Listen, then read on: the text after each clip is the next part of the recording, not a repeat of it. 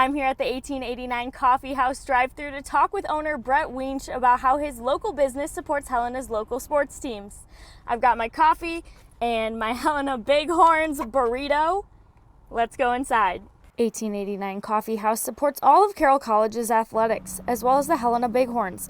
Winch has been supporting Helena hockey since 1995. I think as a local business, I should be supporting local people, other local businesses, athletics, and all of that.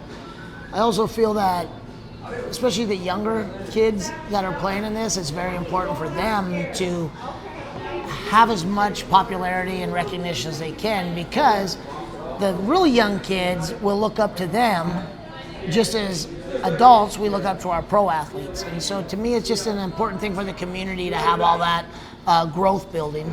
He had been out of the hockey scene for a while, but the Bighorns' new ownership reeled him back in. Mike and Jed have just done an amazing job in the community and throughout Helena to build these young men.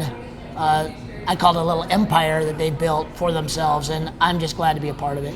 Winch supports the Bighorns so much that he's even opened his house up to their players in the past as a billet family for hockey players that moved to Helena to pursue their hockey careers. You know, almost feel as my own at times. You know, we care about them, we feed them, we don't want them to get in trouble. If they're sick, you feel bad for them. And so all of that type of stuff is just amazing that you can be a part of their life. And a lot of these young men have moved on, and some of them played in, semi-pros, pros. Some of them are golf instructors now. But it's nice to see that they just all become successful men, and to know that you were just a little part of their life was just pretty cool.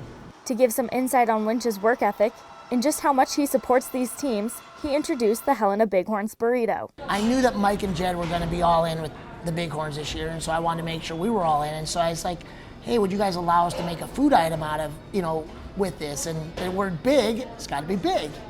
And so we made a 1-pound burrito.